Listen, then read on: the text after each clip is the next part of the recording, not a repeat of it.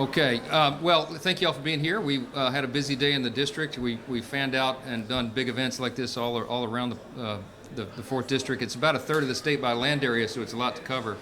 And some of you have done multiple events today, so thanks for sticking it out with us. But it was good to come here and be back in Bossier and be with all the folks who've been with us from the very beginning, and very encouraging. Many of these folks have been praying that we'd have stamina and wisdom and all of that on this crazy journey we're on, and we've been delivering. We talked a lot today about the One Big Beautiful Bill is now the law of the land, and how much that's going to mean to Louisiana in terms of more income for people, higher wages, more jobs, more economic mobility for more people. Small business owners will benefit because they'll be able to have lower tax, ensuring American peace through strength, and making sure that we shore up the safety net programs for the people that need them the most. So a lot is in that legislation. We have a lot more yet to do. But the Louisiana delegation is working really well on all cylinders in Washington. Steve Scalise is a majority leader, so he and I are a team, the speaker and the majority leader. First time in U.S. history that any state has had the top two officers in the House at the same time. But as I mentioned to the crowd in here, our whole Louisiana delegation is working very well and working overtime to deliver for the people. So more to come. So questions? Mike, I almost hate to ask because I've heard the answer so many times, but I got to ask about the Epstein. Your thoughts on that? Wait, what is that? Oh, yeah. And Yeah. the second part of that is that somebody put a billboard up on I-20, release the Epstein files with your picture on it. Epstein. I just wanted to Well, if I had the Epstein files, I would release them. I've been very consistent about this, far longer than most people. The disclosure should come. There's no daylight between myself and the president and all the House Republicans and all the Republicans in Congress, House and Senate. We want maximum disclosure of all the credible evidence and information, and it should come out yesterday. Because anybody who is involved in any way in the Epstein evils needs to be brought to justice immediately. We need the full weight of the law to descend upon their head. But what we've insisted upon also is that we protect the innocent, the victims who were victims of unspeakable crimes, sex crimes, trafficking, and all the rest. They've already endured a lot of harm, and you have to make sure that when the files come out that they can't be unmasked and that their identities would be not made public, because that would exacerbate the harm that they've already endured. So that's a standard in the court system. It's a standard in government agencies and in law enforcement, that you have to be very careful about that. And so that's what we're doing. The White House is working. They have requested, as you've seen, a release of grand jury evidence and files from the courts. The initial request was rejected, but the White House is not giving up on that, and they'll continue to pursue it through the Department of Justice. And when Congress returns to session, if action is needed, then we'll act accordingly. But I'm convinced that the White House and the Department of Justice, the FBI, are doing everything possible to release everything, because we trust the American people, and they should have the chance to make that decision.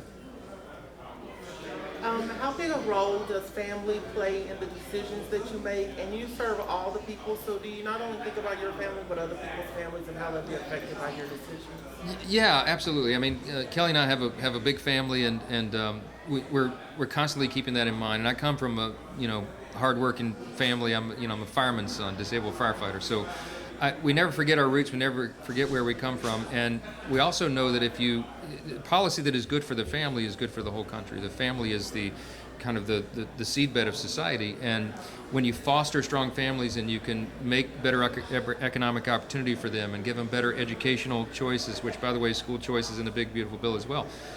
All these things are going to foster stronger communities, because families entwined together make a community. So I think we pursue good public policy with family in mind all the time. Always have been. I've always been consistent about that, and I bring to it my own personal story and personal experience as well. So I can tell you that our policy set, our platform, the Republican Party, is geared for hardworking families, and the Big Beautiful Bill is a good testament to that. It's geared for hardworking, lower and middle income families would be the greatest beneficiaries of these collective policies, and it's good for families as well. We doubled the child tax credit, for example. The standard deduction on taxes is going to benefit 91% of Americans, and that'll give them more money in their pocket to spend on their own families and invest the way they choose, instead of having government bureaucrats do that for them. So we'll continue to advance those policies and do those things that make sense for these communities, and look forward to every opportunity to do that. There are people that are skeptical of the Big Beautiful Bill. What would you say to those people that doubt its effectiveness? Well, stay tuned because they're going to see the effects. You don't have to take our word for it. You will see the effects of that. And this is based on our experience because in the first Trump administration, in that first term, that was my freshman term in Congress, we passed the Tax Cuts and Jobs Act, which was sort of a mini version of what we just did with the Big Beautiful Bill. And it was in a very short period of time, people began to feel the effects of that because everybody was doing better. Literally all boats were rising. Every demographic had better economic opportunity and wages and economic mobility. And everything was going great until COVID, and that sort of unsettled the whole thing. But we're doing this time what we did in the Tax Cuts and Jobs Act 2017, this time on steroids. And so everybody's going to feel that. And it will go across the economy, across demographics, and they'll be able to see, we demonstrated for them. This isn't just talking points. This is real money in your pocket, real opportunity, and it's going to benefit everybody. And we look forward to them seeing all that. So. You support mid-decade redistricting in Texas, and would you like to see that happen in other states, including Louisiana? Well, this is all in the purview of the states, and so I'm not involved in it. I haven't even seen the map yet. I was told it was released today, but I've been a little busy. I hadn't had a chance. The states all handle that on their own. What I know is that I'm convinced that we can win any district in America when we go out and explain our policies and show what they've done for people. So we'll see how all that shakes out. My job is to keep the majority in the House, and I'm convinced that we will do that, regardless of how redistricting goes, because we got a great story to tell. We have better candidates. We're better funded right now. We're winning on the fundraising battle as well, and I think the election map is very favorable for us. So I look forward to a great midterm election in 2026. But you don't have an opinion about whether or not it's appropriate. Well, like I said, I haven't even reviewed the map, so I couldn't even give you an opinion. I know that it has been said that the Republican Party would yield extra seats in that whole process, but I'm not privy to the details, so it's not really my lane.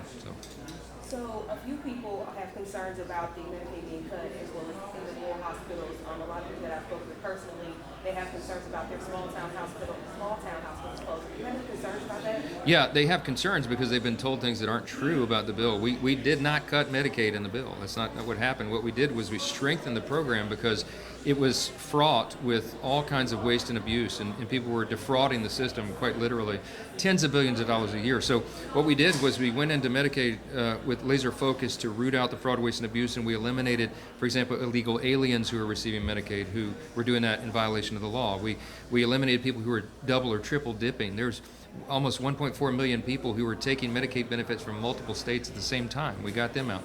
And we reinstituted work requirements, which I mentioned in there, so that able-bodied workers without dependents who are able to work, young men, for example, will have to do that. And so many of them will roll off Medicaid because they don't want to have to go to the hassle. But that's an important thing, and the public supports it. So we have to do those changes to secure the programs, and that's what we will. Rural hospitals will be fine. No rural hospitals are going to close. We actually, in the bill, put aside a big super fund, $50 billion, to make sure that rural hospitals and underserved hospitals have the support they need. And we built in flexibility for states to be able to support the providers at the local level. So it's a big thing in my district. I have a lot of rural hospitals, and I'm jealously guarding that and watching their backs. We did, and the bill will show everybody that, and they'll see. And so everybody should set aside all the talking points and things you've been told, and wait to see. It's gonna be good for everybody.